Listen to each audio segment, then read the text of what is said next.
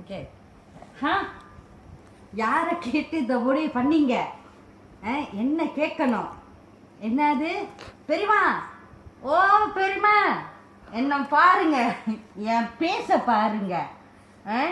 என்னது இன்னந்து இங்கேருந்து தூக்கிக்கிட்டு போய் பொத்த பால் வாயில் வைக்கலான்னு பார்க்குறீங்களா?